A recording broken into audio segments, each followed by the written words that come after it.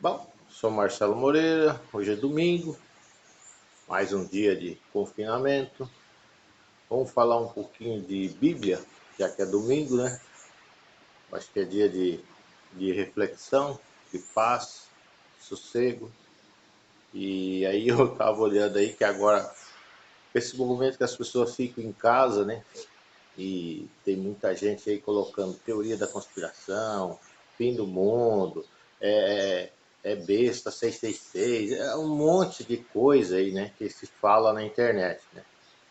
Eu como católico, né, a, a minha religião diz que a gente deve viver a vida da gente e deixar viver, né. Seria essa a nossa doutrina, né. Não interessa se você é gay, se você é sapatão, se você é preto, branco, loiro, índio, não interessa. Se você é um cachorro, se você é uma vaca, se você. Quer dizer, a liberdade de escolha é de cada um ser o que quiser ser, né? Falar, a sua religião não proíbe bebida, né? Muita gente fala, mas a escolha é sua, né? Você quer beber, você quer se drogar, você quer acabar com a sua vida. Quer dizer, a vida da gente é nossa para fazer o que quiser, né? Então a religião ela vem ali para te dar um norte. A minha religião não fala para você se drogar, ela não fala para você se beber, mas ela também não proíbe, porque Deus deixou a gente para escolher o caminho da gente, né? Deus deixou a liberdade para o ser humano. Se você não pode impor uma coisa a uma pessoa, eu não posso impor uma ideia na sua cabeça, não tem como. Eu não posso dizer para você que agora, a partir de hoje, você vai ser corintiano, a partir de hoje você vai ser flamenguista. Não tem como, a escolha é sua, tá? Então a Bíblia, ela é um livro que deve ser lido assim, como um livro de história, do começo ao fim, porque ela tem começo e tem fim a Bíblia, tá? As pessoas ficam lendo pedaço, tirando trecho da Bíblia, interpretando versículos, um livro de mais de 1000 páginas aí, as pessoas ficam lendo trechinhos da Bíblia e usando aquilo como verdade. Você não pode falar de um filme se você não assistiu ele inteiro. Você não pode falar de um livro se você não leu ele inteiro. Você não pode falar desse vídeo se você não assistiu ele inteiro. Por quê? Lá no final eu posso ter mudado de ideia, eu posso ter falado outra coisa. Como é que você vai falar desse vídeo se você não assistiu ele inteiro? Como é que você vai falar da Bíblia se você não leu ela inteira? Então, eu vejo a Bíblia como uma história da humanidade, como começou a humanidade, como a humanidade sofreu ao longo dos anos, como ela foi evoluindo ao longo dos anos, a vinda do nosso Senhor Jesus Cristo na Terra, né? E como é que foi a vida de Cristo, o exemplo que ele deixou. Aí depois lá vem no final, vem o Apocalipse, né? Dizendo como poderá ser o fim, né? Porque o Apocalipse ele não é preciso no que ele diz, né? Tem muita interpretação e aí surge nesse momento aí de vírus, de alguma doença mais grave, surge esse o fim do mundo, não sei o que, um monte de profeta aí. Mas vocês vão ver que lá no Egito antigo, a própria Bíblia diz, no tempo de Moisés, que as pragas vieram no Egito, que as pragas vieram e atacaram, e daí o povo de Deus, né, é o povo que se confinou em casa, pintava as casas com sangue, lá as portas da casa com sangue, as portas da casa que não eram pintadas com sangue, e a peste pegou, matou um monte de gente lá. Quer dizer, isso aí, né, tem um simbolismo aí, o sangue e tal, não sei o que lá. Mas não quer dizer que a peste não ia pegar todo mundo, né? E, e aí a gente vai vendo que as coisas não são do jeito que as pessoas falam. As pessoas ficam inventando história, inventando coisa aí. Quer dizer, então se o mundo era para acabar com peste, tinha acabado lá atrás. E nós estamos aí 2.000 anos, 3.000 anos para frente quase, né? Então não tem lógica certas coisas. Então as pessoas pegam um trecho da Bíblia e ficam pregando aquilo como verdade. Se você quer discutir Bíblia, você leia o livro inteiro e pega a história inteira, o todo, como é que foi. Para mim, a Bíblia é assim. Teve uma história de começo, um Criador, teve a evolução dos povos, eles sofreram muito, eles não tinham infraestrutura, eles eram escravizados, a escravidão foi um grande problema no, no, no Velho Testamento. Quer dizer que eles falam muito de escravidão no Velho Testamento, muita gente foi escravizada, existiam reis, existiam loucos. Depois veio o Novo Testamento, né, onde Cristo pregava o quê? Liberdade, né? Aí o povo também hoje, o movimento hippie, né, entrou nessa onda de liberdade e acho que extrapolou. Então as coisas vão, né, aos extremos do nada, né? Pega um espertalhão, pega um pedaço, um trecho da Bíblia e ele joga as coisas para o extremo. Mas você pode olhar que tudo tem um fundo financeiro nisso aí, né? Mesmo os caras que são anticristo aí, né? Como foi o Ozzy Osbourne, aquele roqueiro, ele falava de demônio, fazia aquele símbolo do chifrinho, papapá, cortava a galinha lá e jogava sangue no palco. Tudo o que? Mídia. Você vai ver hoje é mídia. O cara ganhou milhões com isso, só que prejudicou um monte de cabeça por aí. Teve gente se matando, gente se drogando, gente se jogando de ponte. Quer dizer, né? Um cara não foi responsável quando ele fez isso, né? Então tem que tomar cuidado com essas coisas aí. Nesse momento que o cara está em um retiro e está sem rumo, qualquer ideia dessa na cabeça do cara deixa o cara tira o norte da pessoa. Então você leia a Bíblia e vai ver que em todo momento da Bíblia ela fala de família. Pode ver, a vida inteira da Bíblia eles estão defendendo a família. Eles defendem o pai, eles defendem a mãe, eles defendem o filho. A Bíblia não destrói a família em nenhum momento. Tem vários tipos de família, tem as famílias religiosas, tem as famílias tradicionais, tem vários tipos de pensamento, vários tipos de família. Tem aí as famílias budistas, tem as famílias islâmicas, tem as famílias, são todas famílias.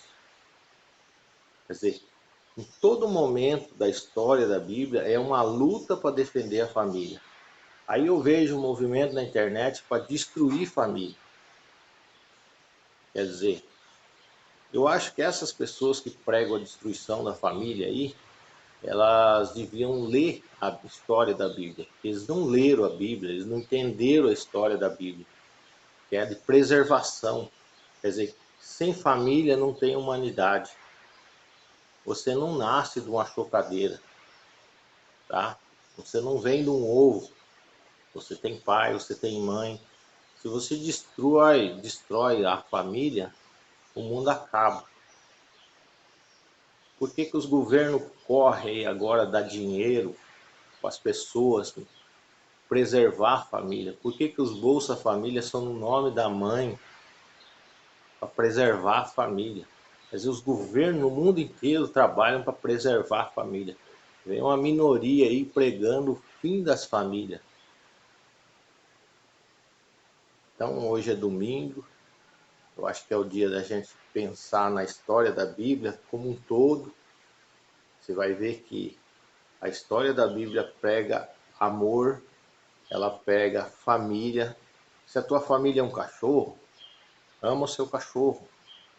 Se a tua família é teu filho, se é separado da sua mulher, ama teu filho. Se você é separado do seu marido, a sua família é seu filho, sua mãe, a sua avó. Ama a sua família. Esses são seus, esse aí é um presente de Deus. Essas pessoas você tem que valorizar pro resto da vida. Esquece esse negócio de briga, às vezes as famílias brigam, discutem. mas você vai ver lá na frente, no momento de dificuldade, que é essas pessoas que você pode contar realmente, não interessa o que você fez na sua vida, os erros que você cometeu na vida, é a família que vai te socorrer. Então tem muita gente aí que é gay, é lésbico, que está pregando o fim da família, mas num momento de dificuldade ele vai ver que lá, do lado dele, numa cama de hospital, vai ter alguém da família dele. Então eu acho que tire isso da sua cabeça. Eu acho que a pior coisa que tem é a pessoa falar em destruir famílias. Todo mundo que tentou destruir família na história da Bíblia ruiu, se acabou. Eu prego, por que eu prego o ganho, a distribuição de renda aqui na base, para não destruir família. O mercado financeiro chegou ao ponto de tanta ganância, tanto dinheiro e começa a destruir famílias. Então eu acho que as famílias têm que ser preservadas. Esse é um exemplo maior agora, né? Um domingo, um dia de reflexão, um dia de ficar em casa em paz, de olhar para a esposa, olhar para o pai, olhar para o filho, olhar para a avó, olhar para o vô, ligar para um irmão, ô irmão, como é que você tá? Um amigo, às vezes você não tem irmão, né? Você é filho único, mas você tem amigos. Lá na frente você pode contar com essas pessoas. Toda pessoa que você conta com ela, que te ajuda, que está do teu lado, Deus criou uma família para você. Você não vive sozinho. Então, hoje eu vejo aí com mais um trecho, vamos falar mais um pouco de Bíblia. É complicado falar de Bíblia, porque a Bíblia você lê e entende para si e guarda isso para você. Eu evito falar de religião, de Bíblia aqui, mas hoje é domingo, é um dia de reflexão, eu vou falar disso. Você leia e guarde para você. Ninguém entende as coisas de um jeito só. Tá? Se 10 pessoas lerem um livro, 10 pessoas vão interpretar diferente. Se 10 pessoas lerem a Bíblia, 10 pessoas vão pensar diferente. Porque a sua vida é diferente da minha, a minha vida é diferente do outro e o outro é diferente do outro. Cada caso é um caso. Só que uma coisa bem certa é uma lição que eu vejo, as lições que ficam lá na Bíblia, né? Então você vai ler e você vai guardar. Tua cabeça vai absorver isso e algumas lições você vai guardar para sua vida. É isso que você tem que entender da Bíblia. Não ficar aí pregando de porta em porta, batendo, incomodando, tentando empurrar isso na cabeça das pessoas. Porque o fanatismo é uma coisa que, desde o começo da Bíblia até o final da Bíblia, é condenável por Deus. Você pode ler a história da Bíblia inteira, leia ela inteira. Toda hora tem um fanatismo. O que é esse fanatismo? Uma palavra bem simples, que não adorai imagens. Tá? Isso está lá na Bíblia. Não adorai imagens. Aí eles falam, ah, mas a católica tem santo, tem coisa. Nós não adoramos os santos. O santo é uma representação da vida daquela pessoa. Não é que nós adoramos a imagem daquele santo. Você tem a imagem daquele santo como uma camisa de futebol. Você gosta daquilo, você se identifica com aquilo. Quer dizer, a vida daquele homem, o trabalho que ele fez em vida, é que tornou ele santo. Quantas pessoas ele ajudou, como que ele viveu, o que ele abriu mão da vida dele, ele deixou de viver a vida dele em favor dos outros. Isso que tornou ele santo. Quantas pessoas deixam de viver a vida dele em favor dos outros? É raro, gente. Por isso que são considerados homens santos. A pessoa abre mão de tudo, de ter esposa, família, carros de luxo, casa de luxo. Ele podia ser um grande empresário, viver viajando, passeando, cuidando de si, vivendo a vida dele. Mas não, essa pessoa passa a se dedicar ao ser humano, ajudar o mais pobre, o menos favorecido, ou ele se dedica à ciência. Tem muitos homens da ciência aí que são homens santos, mas eles são ateus por quê? Por que a maioria dos cientistas não acredita em Bíblia? Porque o ateísmo vem lá do começo da Bíblia. É muito vago aquela explicação do começo da Bíblia. que Deus criou o mundo e aquela história de Adão e Eva é muito vaga. É tipo uma história de Papai Noel, uma história de Chapeuzinho Vermelho. Quer dizer, ali não tem comprovação científica, porque não tinha nada antes e não tem nada depois ali. Vai ser só quando o mundo vai tendo escrita, vai deixando marcas que eles conseguem comprovar que aquilo existiu mesmo, e o cientista começa a acreditar na história da Bíblia. Então, o começo da Bíblia, só aquele começo da Bíblia, deixou muitos cientistas a não acreditar em Deus, a não ter Deus no coração, a não acreditar na família. E muitos cientistas se tornou ateu por causa daquilo, né? Porque ele não pegou o livro inteiro, ele não leu a história inteira, quer dizer, ele não compreendeu, ele assistiu só um trecho. Então aquele cara que começou vendo só a Bíblia no começo, virou ateu. Muita gente aí só prega o Velho Testamento, tem religião aí que só trabalha em cima do Velho Testamento. Você vê na televisão, os caras só põem aqueles filmes de Velho Testamento, é vingança, é ódio, é traição, Cristo não é nada disso. Cristo é vida. Já pega a história de Cristo. Cristo já prega a vida, Cristo deu a vida para o próximo, né? Lá no Velho Testamento as pessoas falavam: você me feriu com a faca, eu te fero com outra faca. É olho por olho, dente por dente. Quer dizer, não leram a Bíblia inteira. A Bíblia não é só o Velho Testamento, a Bíblia não é só o começo e não vai ser só o Apocalipse. Ela é uma história como um todo. É para as pessoas viverem de forma com que a Bíblia ensinou. Viver para a família. Então não é para você vingar o outro, furar o olho do outro. Não é para você se pregar numa cruz por aí e morrer. É para você ver aquilo como um exemplo. O que não deve ser feito. Aquelas pessoas deram a vida deles para existir a Bíblia. Muita gente deu a Bíblia, deu a vida pela Bíblia, porque aquilo é um livro sagrado, porque muita gente morreu para escrever essa história. Por isso que ele é um livro que tem que ser respeitado. As pessoas morreram para que aquilo fosse escrito, para que você não morra. Aquilo é um livro de vida, não um livro de morte. Então, leia ela inteira, siga o exemplo dela, mas não seja aquela pessoa pervertida que pega um trecho da Bíblia e fica ali pregando aquilo como verdade. A verdade é a palavra inteira. Se você pegar só um trecho da Bíblia, você está errado. Como eu expliquei aqui, se você pegar só o começo da Bíblia, você vai transformar as pessoas em ateu. Se você pegar só o Velho Testamento, você vai transformar um monte de terrorista aí na cidade. Um monte de gente vai querer matar as pessoas. Se você pegar a vida de Cristo, um monte de gente vai querer se suicidar.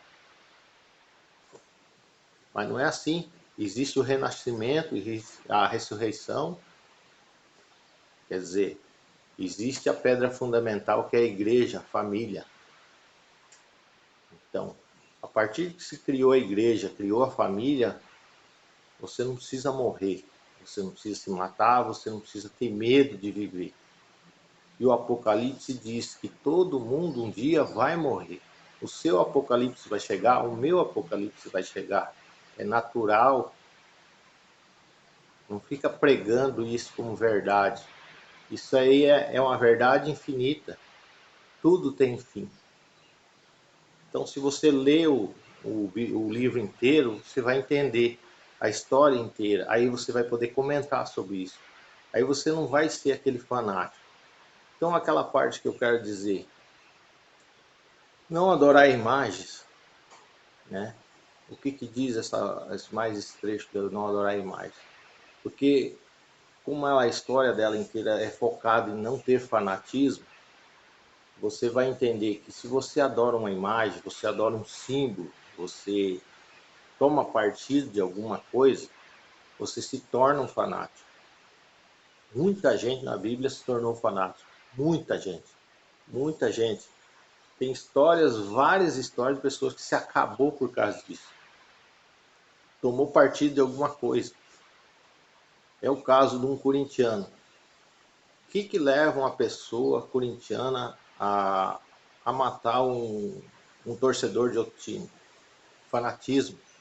O que leva um flamenguista a matar um torcedor do outro time? Um São Paulino matar um torcedor do outro time? Um palmeirense matar um torcedor do outro time? O símbolo, a camisa do São Paulo, a camisa do Corinthians.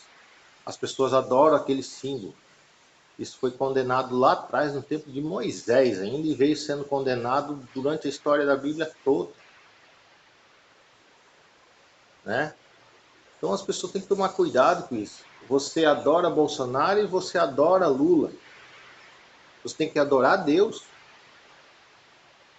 Presta atenção nisso aí. Olha a internet como é que está hoje. Bolsonaro, Bolsonaro, Bolsonaro, Bolsonaro. Lula, Lula, Bolsonaro, Lula, Bolsonaro, Lula, Bolsonaro. Quer dizer, tem dois deuses no Brasil hoje?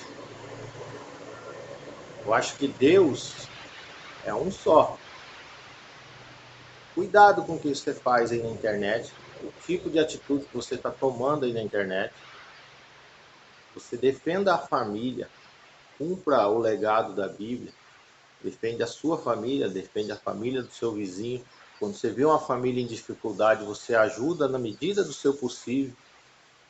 Não vá sacrificar a sua família e sacrificar a família do outro, que daí morre as duas juntas. Faça as suas escolhas, cuida da sua família, cuida da família do teu vizinho. Se você puder ajudar aquele vizinho, você ajuda. Se você vê que você está se intrometendo na vida daquela pessoa, você sai fora. Não se mete na vida do outro, porque cada um tem a sua história. Cada um tem que escrever a sua história. Como aquelas pessoas que estão na Bíblia, cada um escreveu um pedaço dessa história. Você também vai escrever a sua, seu vizinho vai escrever a sua, seu pai escreveu a dele, sua mãe escreveu a dele. Todo mundo vai escrever a sua história. Sofrendo mais, tendo mais facilidade, mas todo mundo vai escrever a sua história. Então você não pense no fim, como as pessoas estão pensando aí na internet. Pensa na sua história. Você vai começar igual a Bíblia, ela tem um começo, você nasceu, você passou por dificuldade, você se formou na faculdade, você casou, você teve filho, você teve uma vida. Ah, você não casou, optou por viver sozinho? Você não casou, mas você resolveu se dedicar à ciência? Você resolveu, de repente, se dedicar à arte? Tem gente que faz isso. Quer dizer, a família dele é a arte, a família dele é a coisa. Alguns resolveram, digamos, optar por outro tipo de sexo, por exemplo. Né? A vida dele é aquela lá, a família dele é aquela lá. Deixa ele viver a vida dele. Não critica a vida dele. A família que ele escolheu é aquela. E nem aquele que entrou nessa família não deve condenar as outras famílias. Você veio de uma família, você não nasceu da chocadeira. Então essa briga entre qual família que é certa, tá? Isso não está certo. Agora o que tem que cuidar com isso aí? Sempre tem a mão do inimigo. A Bíblia fala do inimigo desde o começo. O inimigo sempre tentando acabar com a família. Sempre, sempre tentando acabar com a família. Por isso que a gente tem que defender a família.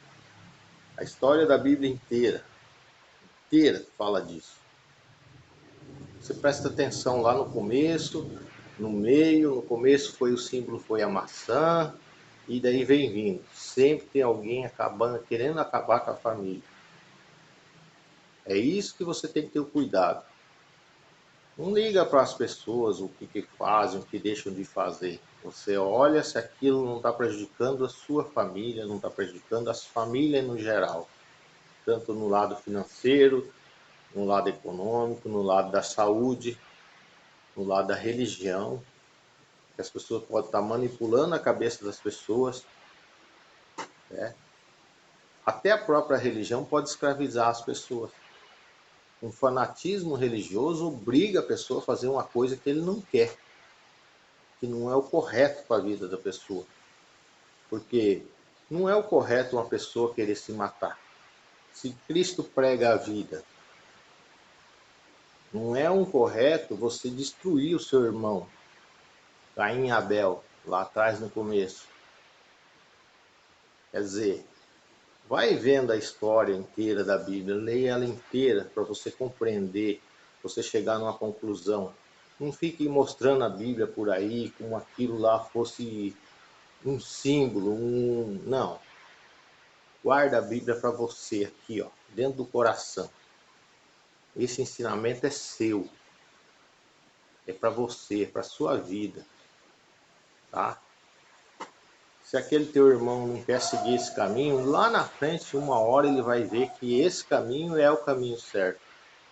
Você vai fazer o que Cristo fez. Ele vai dizer o caminho certo. Agora, a opção de seguir esse caminho é sua. Pode ver, todo mundo que entra na droga, algum momento da vida ele sai.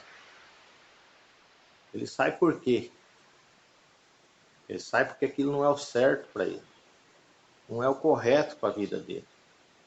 Muitos, às vezes, não têm a chance de sair de lá. Então, a sua obrigação é dizer para aquele que aquele caminho não é o certo. Mostrar para ele que o caminho não é o certo. Esse é o tipo de pregação que você tem que fazer.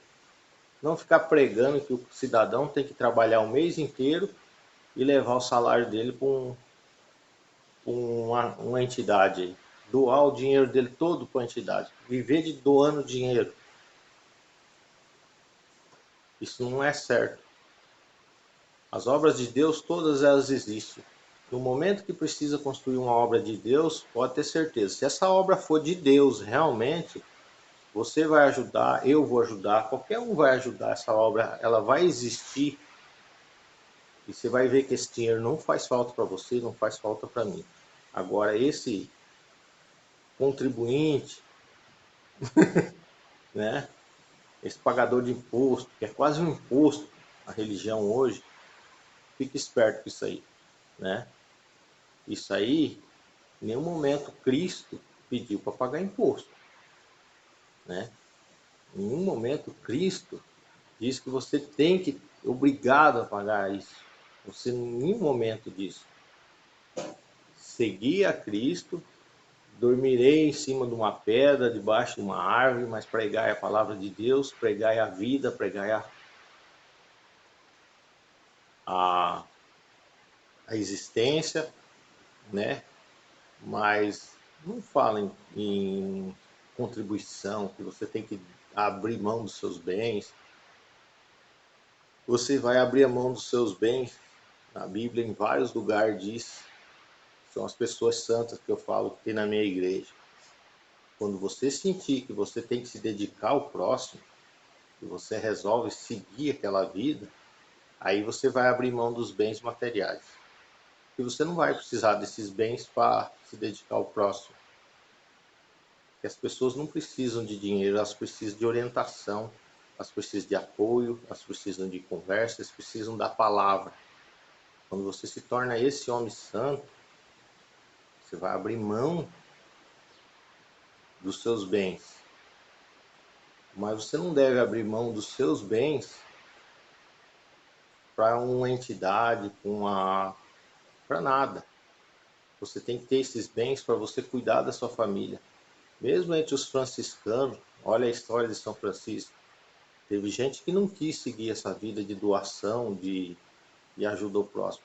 Ele foi e voltou para a família, cuidar da família. Ninguém condenou ele por isso. Porque aquela não era a vida dele era cuidar da família. Quer dizer que a família, em todo momento da Bíblia, ela tem que existir. Existem aquelas pessoas que vão se dedicar, que vão ajudar o próximo, mas elas não precisam de dinheiro. Você pode notar isso em todo lugar que você vai. Olha lá em São Paulo, aquela fila na igreja dos franciscanos lá. Aquelas pessoas, eles estão doando o quê? Eles não têm nada, os franciscanos. Eles abrem mão de tudo. E como é que eles estão ajudando milhares de pessoas lá? Doação. As pessoas estão doando as coisas. Eles só estão fazendo o trabalho deles, que é pegar a palavra e distribuir aquela doação. Eles não estão pegando aquilo para si, tá? As pessoas veem que aquele homem não vai pegar aquele dinheiro para si, ele não vai pegar aquela cesta básica para si, ele não vai roubar das pessoas, ele já se dedica àquilo, ele é um homem santo, ele vai doar aquilo para outro. Se preciso for, ele doa até a vida dele. Então, essas pessoas vão ser sempre ajudadas, não importa onde eles estiverem. Esses são os homens santos que a nossa igreja tem. Pega a história de todo santo. As pessoas falam, ah, mas tem imagem de santo. Aquilo é uma imagem, é um exemplo. Não é que nós adoramos a imagem, nós adoramos a Deus. Mas o santo é aquele homem que se dedicou mais do que o outro. Se dedicou à vida, deu a vida pela ciência para salvar a vida. Tem gente que dedica a vida dele à ciência para matar pessoas, né? Cria bomba, cria arma. Tem gente que se diz santo, mas prega a distribuição de armas. Como é que você, um homem santo, que diz que é de Deus, vai pregar a morte? A arma não tem outro fundamento, não serve para matar. Então, hoje é domingo, eu acho que as pessoas podem refletir um pouco a história da Bíblia. Leia inteiro, entenda, guarda para si. Esse é o meu ponto de vista. Você não assistiu o vídeo desde o começo, está achando que eu estou fazendo uma pregação. Não. Eu estou expondo o meu jeito de ver a Bíblia. O seu jeito pode ser diferente do meu, tá? Tá aí os comentários para você deixar o seu jeito de ver a Bíblia. Agora, se você só assistiu o começo do vídeo, você vai meter o pau em mim aí nos comentários, você vai falar mal de mim aí nos comentários, você vai falar que eu sou um profeta, um falso pregador, um monte de coisa. Eu não sou profeta, eu não sou padre, eu não sou pastor, eu não sou Buda, eu não sou budista, eu não sou... Não, eu sou simplesmente um cristão católico expondo o meu ponto de vista. Agora, se você é um fanático religioso, você vai achar que eu estou errado. Aquele negócio que eu falei do corintiano, da pessoa, não o corintiano em si, né? Da pessoa fanática por esporte, que mata o outro porque o outro é do time diferente. Sem fundamento nenhum. É apenas um jogo. Então você que assistiu o vídeo até o fim, agora você vai querer falar, você vai entender que tem gente que vai criticar eu aqui que não assistiu o vídeo inteiro. É só o meu ponto de vista, é uma história que eu contei, do jeito que eu vejo a coisa, que não deve ser criticada. Porque desde o começo eu estou falando que cada um tem sua história. Se a minha história serviu de algum jeito para te ajudar de alguma forma, beleza. Mas você não tem que criticar ela. É a minha história, é o meu jeito de ver. Você tem que fazer a sua história e ter o seu jeito de ver as coisas. Beleza, gente? Entenderam agora porque tem que assistir o vídeo inteiro?